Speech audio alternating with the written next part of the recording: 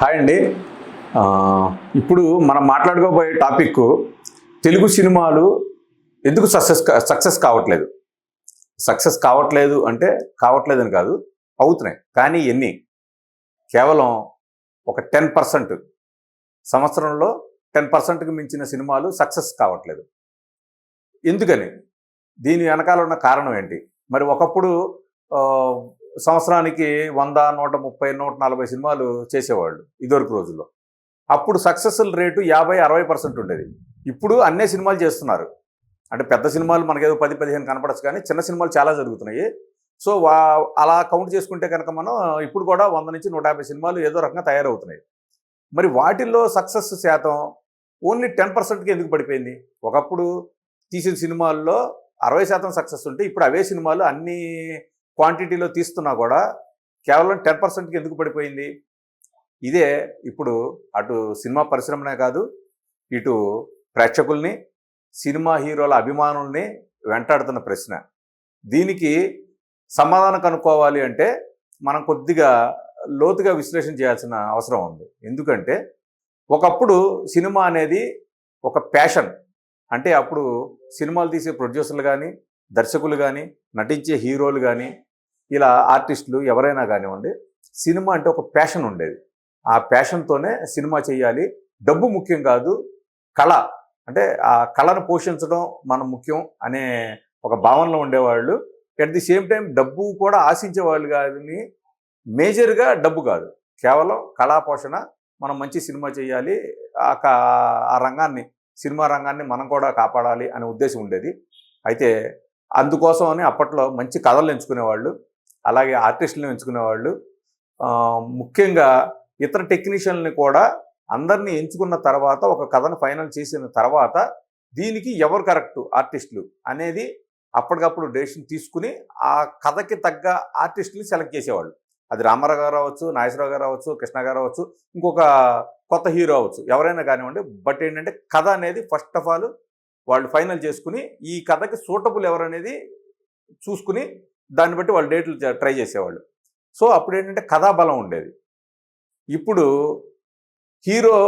ఏ hero డేట్లు దొరుకుతాయా అని చూసుకుని ఆ హీరో డేట్లు దొరికిన తర్వాత కథని అల్లడం మొదలు పెడుతున్నారు. సో ఇక్కడే మేజర్ ఫెయిల్యూర్ అనేది ఇక్కడే జరిగిపోతుంది. ఎందుకంటే ఒక కథ అంటే ఒక హీరో బేస్డ్ కథ చేసినప్పుడు ఓన్లీ హీరో ఒక్కడే సినిమాని నిలబెట్టలేడు. ఆయన వెనకాల ఉన్న క్యారెక్టర్ ఆర్టిస్టులు కానీ ఇతర పాత్రలు ఉంటాయి. అంటే ఆ హీరో చుట్టూ ఆ పాత్రలన్నింటిలో ఉన్న బలమే సినిమా కథ. ఒక హీరోతో అవదు. ఒక హీరోతోనే సినిమా నిలబడుతుందంటే చిరంజీవి గారికి ఎన్ని ప్లాపులు ఉన్నాయి? చిరంజీవి గారి సినిమాలు ప్లాపులు లేకుండా లేరుగా. బాలకృష్ణ గారి ప్లాపులు లేకుండా లేరు కదా. నాగార్జున గారికి లేవు, వెంకటేష్ గారికి లేకుండా లేరు. సో వీళ్ళందరికీ ఎందుకు ప్లాపులు వస్తున్నాయి? ఒక హీరోనే సినిమా నిలబెడతాడు అనుకుంటే మరి చిరంజీవి గారి సినిమాలు ప్లాప్ అవ్వకూడదు. ఆయన మెగాస్టార్. మహేష్ బాబుకి కూడా ప్లాపులు ఉన్నాయి. మరి మహేష్ బాబు సూపర్ స్టార్, మరి ఎందుకు ప్లాపులు ఉన్నాయి? అంటే ఒక హీరో వల్ల సినిమా నిలబడదు. హీరో అనేవాడు ప్రేక్షకుల్ని అంటే ఓపెనింగ్స్ని, అంటే ఓపెనింగ్ టైంలో థియేటర్స్కి జనాల్ని తీసుకురావడం వరకే అతను ప్రభావం చూపించగలడు. ఆ తర్వాత ఏమవుతుంది? సినిమాలో ఉన్న కంటెంట్ కరెక్ట్గా ఉంటే అది మౌత్ టాక్ ద్వారా ప్రజల్లోకి వెళ్తుంది. మౌత్ టాక్ ద్వారా ప్రజలకు వెళ్ళాలంటే ఫస్ట్ ప్రజలు థియేటర్కి రావాలి. ఆ థియేటర్కి రప్పించే కెపాసిటీ ఒక హీరోలో ఉంటుంది. సో అక్కడ వరకు హీరోయిజం పనిచేస్తుంది. కానీ ఒక హీరో ఉన్నాడు కదా అని చెప్పేసి సినిమా ఎప్పుడు ఆడదు. దాంట్లో కథ ఉండాలి, బలం ఉండాలి, ఆ కథ బలం ఉండాలి. ఇప్పుడు ఏంటంటే హీరో దొరికితే, ఆయన డేట్లు దొరికితే ఆయన కోసం కథలు వేస్తున్నారు. మిగతా పాత్రలు గీతలు ఇవన్నీ సెకండరీ అయిపోయినాయి. దీనివల్లే మేజర్గా సినిమాల్లో సక్సెస్ రేట్ అనేది పడిపోయింది నా అంచనా ప్రకారం. అప్పుడు కథాబలం, హీరోలు, క్యారెక్టర్లు, సంగీతం ఇవన్నీ పర్ఫెక్ట్గా సింక్ అయిన తర్వాతే సినిమా మొదలు పెట్టేవాళ్ళు. కానీ ఇప్పుడు హీరో డేట్లు దొరికి రేపు నుంచి ఖాళీని నేను చేసేటంటే రేపు నుంచే స్టార్ట్. కెమెరామెన్ మాట్లాడేసుకోవటం, ముందు ఏదో ఒకటి క్లాప్ కొట్టేయటం, ఏదో ఒకటి ముందు 4 సీన్లు రైటర్ని పిలవటం. సార్ మనం ఏదో ఒక లైన్ అనుకుందాం, ఆ లైన్లో 4 సీన్లు ముందు రాసేయండి, హీరో గారు ఖాళీ ఉందంటారు. ఇది ఎట్లా? కాదు కదా. ఒక షెడ్యూల్ ఉండాలి, పర్ఫెక్ట్ బౌండ్ స్క్రిప్ట్ ఉండాలి. కేవీ రెడ్డి గారు, స్వర్గీయ కేవీ రెడ్డి గారు అంటే మన తెలుగు సినిమాకి ఆయన ఒక పితామహుడు లాంటి వాడు. ఆ పితామహుల్లో ఈయన కూడా ఒకడు. కేవీ రెడ్డి గారు ఒక మాట చెప్పేవారు ఎప్పుడు, మనం ఒక స్క్రిప్ట్ని కనుక తయారు చేస్తే, ఫర్ సపోజ్ నేనే తయారు చేస్తే బౌండ్ స్క్రిప్ట్ ఎలా ఉండాలి అంటే కేవీ రెడ్డి గారి మాటలను బట్టి ఒక బౌండ్ స్క్రిప్ట్ని తీసుకుంటే ఆ బౌండ్ స్క్రిప్ట్ తీసుకుని ఒక కేవీ రెడ్డే కాదు ఒక రిక్షావాడు కూడా ఆ సినిమాని తెరకెక్కిస్తే కేవీ రెడ్డి ఎలా తీశాడో అతను తీసిన సినిమా కూడా అలాగే ఉండాలి. అది కేవీ రెడ్డి గొప్పతనం కాదు, రిక్షావాడు గొప్పతనం కాదు, స్క్రిప్ట్ గొప్పతనం. బౌండ్ స్క్రిప్ట్ అంటే అలా ఉండాలి. అంతే తప్ప కేవీ రెడ్డి చేసేస్తే ఇలా అవుతుంది, ఇంకోటి చేస్తే అలా అవుతుంది అని కాదు. ఇక్కడ గొప్పతనం స్క్రిప్ట్ని మనం ఎంచుకోవడంలోనూ, స్క్రిప్ట్ని ఫైనలైజ్ చేసుకోవడంలోనూ, స్క్రిప్ట్ని బౌండ్ చేసుకోవడంలోనూ ఉంటుంది. బౌండ్ స్క్రిప్ట్ అంటే ఒక అచ్చయిపోయిన న్యూస్ పేపర్ లాంటిది. ఆ న్యూస్ పేపరు ఈరోజు న్యూస్ పేపర్ వచ్చింది మన మార్కెట్లోకి, అది సాక్షి అవ్వచ్చు, లేదంటే ఈనాడు అవ్వచ్చు, ఇంకోటి అవ్వచ్చు. దీన్ని రేపొద్దున మనం మార్చగలమా? మార్చలేం కదా. సేమ్ సినిమా స్క్రిప్ట్ అనేది అలా ఒక బౌండ్ న్యూస్, డైలీ న్యూస్ పేపర్లా ఉండాలి. అంటే మార్పులు చేర్పులకి ఇంకా అవకాశం ఉండదు ప్రింట్ అయిపోయిన తర్వాత.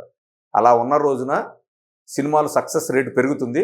హీరోల వెంట పడటం అనే ఒక వెంపర్లాటని ప్రొడ్యూసర్లు తగ్గించుకుంటే, కథ మీద ఆ దృష్టి పెడితే తప్పకుండా సక్సెస్ రేటు ఇంతకన్నా డబల్ అవుతుంది. ఇదివరకు ఉన్నట్టు 50-60%కి మళ్ళీ వెళ్తుంది. ప్రేక్షకులకి ఆల్టర్నేటివ్గా ఎన్ని ఎంటర్టైన్మెంట్స్ ఉన్నా, అంటే ఒకప్పుడు ఇవేమీ లేవు, ఈ టీవీలని లేకపోతే మన ఫోన్లో, మొబైల్ ఫోన్లోని, యూట్యూబ్లని ఒకప్పుడు లేవు, ఇప్పుడు ఉన్నాయి. అయినా సరే ఇప్పటికీ చూడండి, మంచి హిట్ సినిమా అంటే థియేటర్లకి జనాలు ఎగబడతారు. సో థియేటర్లో ప్రేక్షకులు సినిమా చూసే ఎక్స్పీరియన్స్ వేరు, ఇంట్లో టీవీలో చూసే ఎక్స్పీరియన్స్ వేరు. సో థియేటర్కి రావడానికి జనాలు ఎప్పుడూ సిద్ధంగానే ఉన్నారు. బట్ ఏంటంటే మంచి కంటెంట్తో, మంచి కథ, ఇతర టెక్నికల్ వాల్యూస్తో సినిమా తీస్తే తప్పకుండా థియేటర్లకు జనం వస్తారు. మళ్ళీ సక్సెస్ రేట్ పెరుగుతుంది. ఎంటర్టైన్మెంట్కి అల్టిమేట్ సొల్యూషను సినిమా థియేటరే. దీన్ని గ్రహించి దర్శక నిర్మాతలు మంచి కథతో సినిమాలు చేస్తే బాగుంటుందని నా ఉద్దేశం. Thank you.